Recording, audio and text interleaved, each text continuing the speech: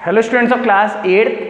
Now let's move on to part number 3rd of our chapter from trade to territory.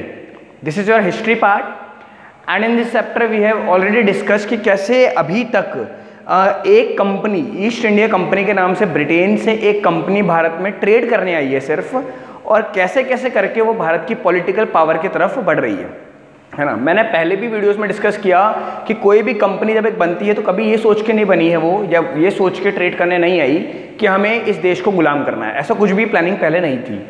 But ये company जो आई east India company, इसने धीरे धीरे करके क्या किया, एक स्टेप बाय स्टेप चढ़े ये लोग, और कैसे भारत बाद में ब्रिटेन की रानी का गुलाम बन गया, ये प्रोसीजर हमको इस चैप्टर में पढ़ना है। अभी तक हम लोगों ने ये पढ़ा था कि किस तरीके से ब्रिटिश ईस्ट इंडिया कंपनी की शुरुआत हुई। एलिजाबेथ फर्स्ट ने उसको चार्टर दिया, परमिशन दी ट्रेड करने की।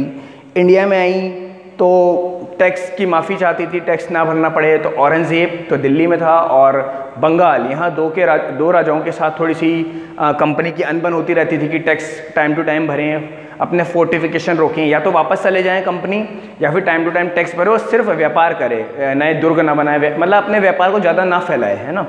क्योंकि इन राजाओं को डर था, ये बात का पहले ही अंदाज़ा हो गया था कि अगर ये कंपनी ने यहाँ पे अपना पैर जमा लिया ढंग से तो आने वाला फ्यूचर इंडिया के लिए अच्छा नहीं होगा। ठीक है, अब बात ये थी कि औरंगज़ेब, मैंने बताया था औरंगज़ेब की जो 1707 में डेथ हो गई, तो कंपनी को डर से बंगाल के नवाब से था, है ना, बंगाल के राजा को बंगाल का नवाब बोला जाता था, उससे था। तो हम लोग पेज नंबर 13 पे द बैटल ऑफ पलासी, यहाँ से हम लोगों को पढ़ना था। देखिए, अब कंपनी को डर था सिर्फ बंगाल के राजा का, ये डर भी क्या बोले, एक तरह से बंगाल के राजा, बंगाल का नवाब बैरियर बन रहा था कंपनी के आगे बढ़ने के लिए। वो नहीं चाहता था कि कंपनी ज़्यादा अपने ट्रेड को फैलाए, ज़्यादा, है ना, ज़्यादा से ज़्यादा इतना कर ले कि ट्रेड करे और वापस जाए यहाँ से। कहानी ये होती है कि 1756 में बंगाल का नवाब था अलीवर्दीन खान, है ना। यहाँ से आप बहुत अच्छी कहानी एक सुनेंगे, है ना, कैसे राजाओं के नाम आएंगे और कैसे राजाओं के साथ युद्ध होंगे अब, है ना। तो 1756 में अलीवर्दी खान, है ना, जो कि बंगाल का नवाब था, उसकी डेथ हो जाती है। तो अलीवर्दी खान एक पावरफुल किंग थे। अलीवर्दी खान जैसे ही बंगाल के नवाब की पोजीशन से हटते हैं अपनी डेथ के बाद, तो नेक्स्ट नवाब होते हैं सिराजुद्दौला। कौन होते हैं? सिराजुद्दौला। तो कंपनी सोचती है कि सिराजुद्दौला को एक काम करते हैं, पपेट रूलर बनाते हैं। यहाँ पे वो वर्ड बार बार आएगा, आपकी बुक में भी है, पपेट रूलर। पपेट रूलर मतलब कि पपेट क्या होता है? जिसको आप अपने कठपुतली, जिसको अपने हिसाब से नचा लें आप।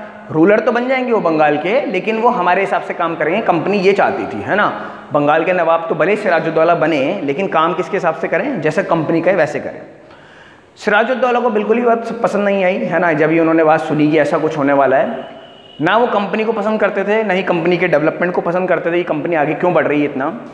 तो सिराजुद्दौला कंपनी अपनी 30,000, है ना, सोल्जर्स की सेना लेकर कंपनी के पास पहुंच जाते हैं, है ना, और कंपनी को बोलते हैं ये सब बंद करो, जो भी आपका ये चल रहा है, इतना आप ईस्ट इंडिया कंपनी से बोलते हैं कि इतना व्यापार को फैला रहे हैं, इसको बंद करो और वापस जाओ। कंपनी कभी भी नहीं चाहती कि इंडिया जैसी कंट्री से उन्हें हाथ धोना पड़े, यहाँ के व्यापार से उन्हें हाथ धोना पड़े, जो कि वो मुगल टाइम जहांगीर के समय आए थे, तो वो व्यापार को कंटिन्यू रखना चाहते थे। इसको उन्हें काफ़ी अच्छा फ़ायदा हो रहा था यहाँ से। सारे नेगोशिएशन फेल हो गए। नेगोशिएशन मतलब क्या, बुक में वर्ड है नेगोशिएशन। नेगोशिएशन मतलब कि समझौते, बहुत सारे समझौते हुए कि हम ऐसे कर लें, ऐसे कर लें, लेकिन कोई बात बनी नहीं, है ना, किसके बीच में, सिराजुद्दौला और कंपनी के बीच में।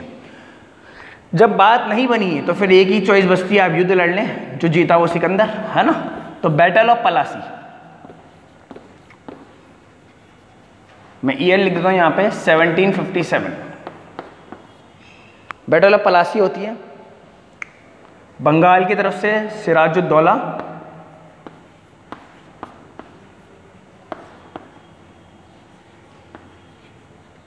और वर्सेस ईस्ट इंडिया कंपनी की तरफ से आए रॉबर्ट क्लाइव। रॉबर्ट क्लाइव, दोनों के बीच में बैटल ऑफ पलासी होती है। सिराजुद्दौला हार जाते हैं, रॉबर्ट क्लाइव जीत जाते हैं, या ईस्ट इंडिया कंपनी जीत जाती है। अब आप देखिए, ईस्ट इंडिया कंपनी को किसका डर था? बंगाल के नवाब का था डर था, या एक तरह से उनके लिए बैरियर बन रहे थे वो। उन्हें भी ईस्ट इंडिया कंपनी ने हरा दिया सिराजुद्दौला को। तो ईस्ट इंडिया कंपनी अब काफ़ी पावरफुल होती जाएगी धीरे धीरे करके, आप सोच सकते हैं इस बैटल के साथ। मोस्ट इंपॉर्टेंट बैटल है, 101% आपके एग्जाम में क्वेश्चन आएगा बैटल ऑफ पलासी का। और अभी इतना आसान नहीं कि बैटल हुई और ये हार गए, ये जीत गए, ऐसे नहीं कि सिराजुद्दौला हार गया और रॉबर्ट क्लाइव जीत गए। इतना आसान बैटल नहीं थी ये।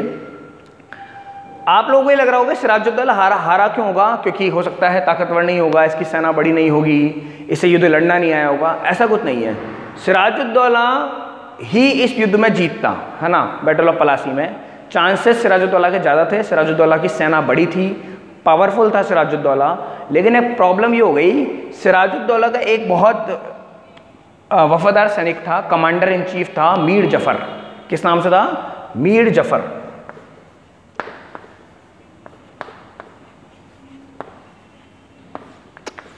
ठीक है, किसका? सिराजुद्दौला कमांडर इन चीफ है मीर जफर। रॉबर्ट क्लाइव जो कि एक बहुत बुद्धिमान, है ना, अंग्रेजी शासक है, उसने मीर जफर को ये लालच दिया कि तुम अगर हमें सिराजुद्दौला को हराने में मदद करते हो तो अगले नवाब बंगाल के तुम बनोगे। अगर सिराजुद्दौला को हमें हराने में मदद करोगे, सिराजुद्दौला को हम मार देंगे, अगला नवाब कौन बनेगा बंगाल का? मीर जफर। आप खुद सोचिए, एक कमांडर, है ना, एक सैनिक जो कि एक नौकर है, उसको आप राजा बनने का लालच दोगे तो वो क्यों नहीं मानेगा? मीर जफर सिराजुद्दौला को बिना बताए युद्ध में उतरा ही नहीं, है ना। सिराजुद्दौला को लगता रहा कि मीर जफर आएगा और मुझे बचाएगा, क्योंकि मीर जफर भी एक बहुत शक्तिशाली कमांडर इन चीफ था, है ना। कमांडर इन चीफ की पोस्ट थी उसके पास, मतलब चीफ था सब सैनिकों का। तो उसने अपने सैनिकों को ही मना कर दिया कि युद्ध में हम जाएंगे ही नहीं। सिराजुद्दौला को बिल्कुल इस बात का पता नहीं था। सिराजुद्दौला के साथ धोखा हुआ, रॉबर्ट क्लाइव ने सिराजुद्दौला को मार दिया जैसा कि वादा हुआ था। अच्छा, ये क्वेश्चन आप लोगों के अभी देखना, मैं पीडीएफ में भी इसको सेंड करूंगा, प्लस आप लोगों के एग्जाम में आने की भी चांसेस हैं कि what was the major cause of defeat of Sirajuddaulah in the battle of Plassey. Sirajuddaulah के हारने का बड़ा कारण क्या था बैटल ऑफ पलासी में? कि मीर जफर जो कि कमांडर इन चीफ था सिराजुद्दौला का, उसने बैटल में पार्टिसिपेट ही नहीं किया। फिर उसके बाद कहानी है कि जैसा कि वादा हुआ था, मीर जफर को बंगाल का नवाब बना दिया गया, है ना। ऐसा नहीं कि अंग्रेजों ने ये वादा तोड़ा, मीर जफर को बंगाल का नवाब बना दिया गया। उससे बोला गया आप पपेट रूलर बन के हो गए, है ना। वापस वर्ड आ गया ये पपेट रूलर, मतलब कि राजा तो आप हो बंगाल के, नवाब तो हो, लेकिन जैसा हम कहेंगे वैसा ही बंगाल में होगा। मीर जफर ये बातें नहीं माना। मीर जफर ने बोला कि मैं नवाब बन गया हूँ अब और अपने हिसाब से डिसीजन लूँगा, है ना। कोई मुझे क्यों चलाएगा, है ना, कोई मैं किसी ब्रिटिशर्स की या ईस्ट इंडिया कंपनी की क्यों मानूंगा।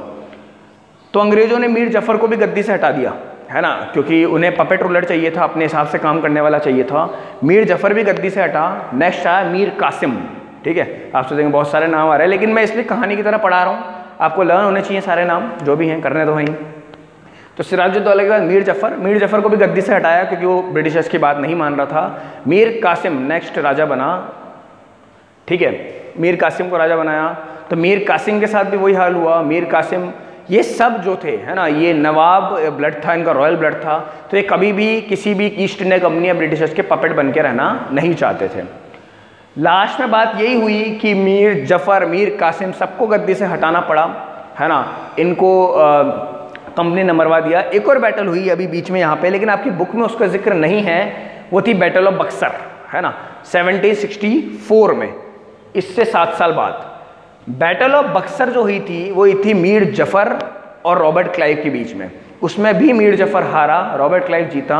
तो पूरा बंगाल का रास्ता साफ हो गया ब्रिटिशर्स के लिए। ठीक है, battle of Plassey 1757 between Sirajuddaulah and Robert Clive, जिसमें सिराजुद्दौला हार गया। 1764 में मीर कासिम आ गया इसके बीच में, लेकिन मीर कासिम को हटा के फिर मीर जफर को बना दिया था। लेकिन मीर जफर फिर 1764 में उसको भी हरा दिया, क्योंकि बात वही आ रही थी कि ये राजा मानने को ही तैयार नहीं थे कि ये पपेट रूलर बनाए गए हैं, है ना। इन्हें लगता था हम नवाब बन गए, अब हम किसी की क्यों सुनेंगे। 1764 में एक और बैटल होती है, बैटल ऑफ बक्सर, BUXAR। आप चाहेंगे तो हम लिख भी देंगे इसको, वैसा कि बुक में इसका जिक्र नहीं है।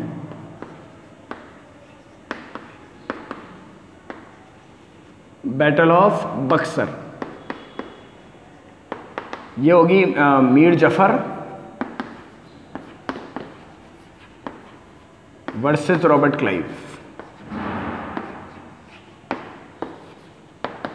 इसमें यही बन के आया कि मीर जफर हार गया और रॉबर्ट क्लाइव जीत गया। तो रॉबर्ट क्लाइव जिसने 2 युद्ध अंग्रेजों को जीत के दिए, 1757 battle of Plassey and 1764 battle of Buxar. Year भी लिख देते हैं यहाँ पे, ईयर याद होना चाहिए ताकि आप हिस्ट्री जब भी को जोड़ पाएंगे जब आपको ईयर्स याद होंगे। ठीक है, एक के बाद एक बैटल हुई, दोनों में ब्रिटिशर्स जीत गए अब इन्होंने फाइनली डिसाइड कर लिया कि हमने बहुत बड़ी गलती की, 8 साल खराब किए पपेट रूलर करते हुए। कोई पपेट रूलर नहीं बनेगा, बंगाल अब हमारे मुट्ठी में होगा। अब बंगाल में कोई भी नवाब नहीं बैठेगा, बंगाल पर डायरेक्ट कंट्रोल किसका होगा, हमारा होगा। ये इन्होंने डिसाइड कर लिया। ठीक है, 1765 में वही बात है कि मीर जफर की भी डेथ हो गई। तो आपका ये जो था दोनों टॉपिक मैंने इसमें कवर कर दिए, द बैटल ऑफ पलासी और फिर है significance of the battle of Plassey, दोनों इसमें कवर हो गए। सिग्निफिकेंस मतलब इंपॉर्टेंस क्या थी, तो मेनली इंपॉर्टेंस यही थी कि जो रूल था, बंगाल का रूल था किसके हाथों में चला गया, ब्रिटिशर्स के हाथों में चला गया। मेन इंपॉर्टेंस थी battle of Plassey and battle of Buxar की। फिर आप लोगों का टॉपिक है कंपनी ऑफिशियल बिकम नवाब्स, है ना। ये आप दोनों बैटल्स को लिख लीजिए, battle of Plassey and battle of Buxar, किसके बीच में हुई और कौन हारा और कौन जीता, ये आपको याद होना चाहिए।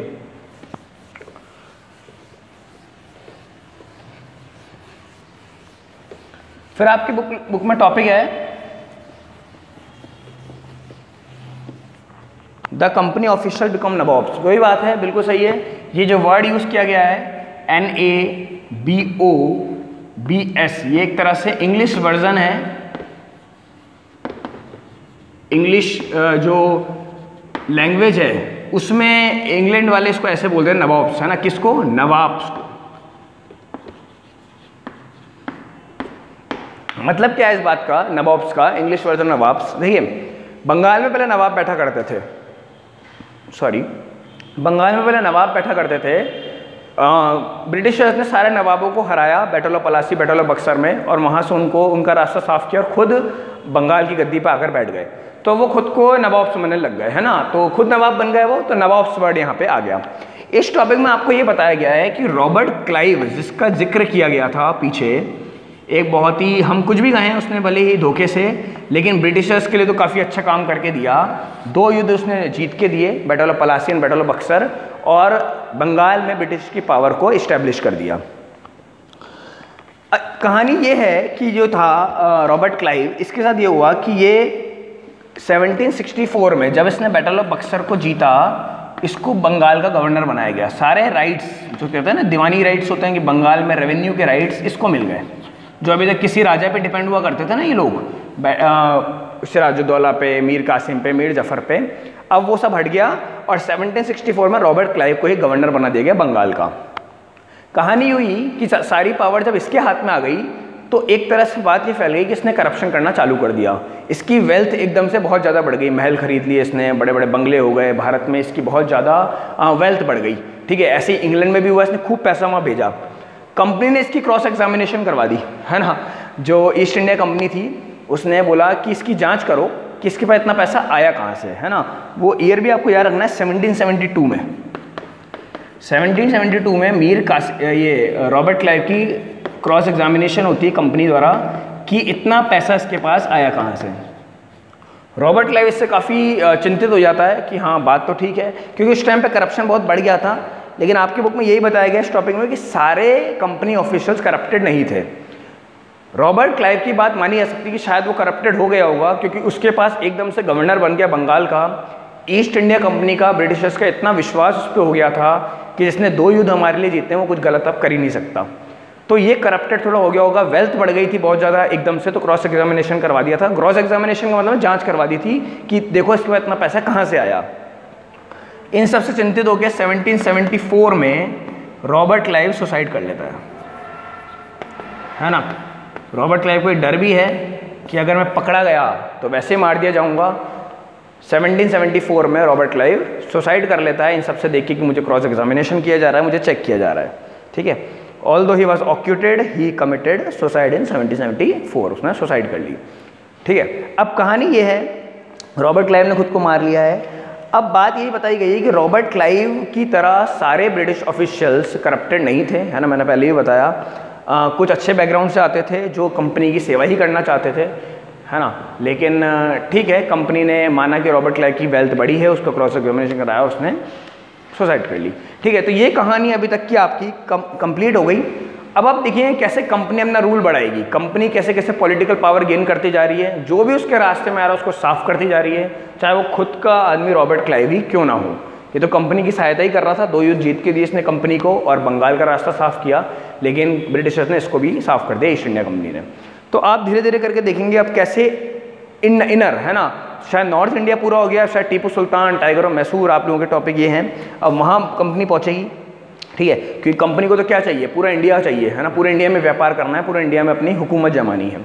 तो अभी तक आपने क्या देखा कि कंपनी आई, एक ईस्ट इंडिया कंपनी, छोटी सी कंपनी आई 10 साल का चार्टर लेके कि हम ट्रेड करेंगे, जहांगीर से परमिशन ली, सूरत में बंगाल में फैक्ट्रीज लगाई, जो भी राजा रास्ते में आए, औरंगजेब की खुद की डेथ हो गई, सिराजुद्दौला को मार दिया, मीर कासिम, मीर जफ़र, सबको साइड में कर दिया, साइड में करा, जिसने साइड में करा, रॉबर्ट क्लाइव जिसकी मदद से युद्ध जीते, उसको भी लास्ट में करप्शन के इल्ज़ाम लगाए उसके ऊपर, तो उसने सुसाइड कर ली। तो अब आप धीरे धीरे देखेंगे कैसे बंगाल में ईस्ट इंडिया कंपनी की पावर बढ़ती जा रही है, या पूरे इंडिया में ईस्ट इंडिया कंपनी की पावर बढ़ती जा रही है। ट्रेड तो वो करेंगे से, कैसे कैसे पॉलिटिकल पावर भी लेते जाएंगे अपने अंडर में, क्योंकि आपने बंगाल जीता है ना। अब बंगाल जीतते क्या हुआ है कि बंगाल के दीवानी राइट्स जो होते हैं ना, जो टैक्स कलेक्शन के राइट्स होते हैं, रेवेन्यू कलेक्शन के, वो सारे कंपनी के हाथ में आ गए, और कंपनी खूब पैसा कमा रही है बंगाल में, है ना, टैक्स से। तो और अपना ट्रेड काफ़ी अच्छा चला रही है। टैक्स भरने की अब जरूरत है ही नहीं, कौन मांगेगा टैक्स, अब किसकी हिम्मत है कंपनी से टैक्स मांगने की, कंपनी जितना भर देगी उतना भर देगी, क्योंकि राजा तो बचे ही नहीं जो टैक्स मांगेंगे। तो पार्ट नंबर 3 में आप लोगों का टॉपिक है पेज नंबर 14 पे, कंपनी रूल एक्सपेंस, इसको हम लोग चालू करेंगे पार्ट नंबर 4 में, सॉरी, है ना, 3rd तक हो गया है। पार्ट नंबर 4 में हम कंपनी रूल एक्सपेंस की बात करेंगे। अभी तक होपफुली आप लोगों को समझ में आया होगा। होमवर्क आप लोगों का रहता है रीडिंग, है ना, जितना मैं पढ़ा देता हूँ, मैं बताता हूँ, यहाँ से हम नेक्स्ट चालू करेंगे, वो आपको रीड नहीं करना होता। तो अभी हमने से द बैटल ऑफ पलासी से लेकर आप लोगों का जो कंपनी ऑफिशियल बिकम नवाब्स, यहाँ तक पूरा कर लिया है। कंपनी रूल एक्सपेंस हम नेक्स्ट पार्ट में करेंगे, वहाँ तक आप रीड जरूर करेंगे इसको, है ना, और वीडियोज़ देखेंगे, अच्छे से समझेंगे इसको। तो थैंक यू।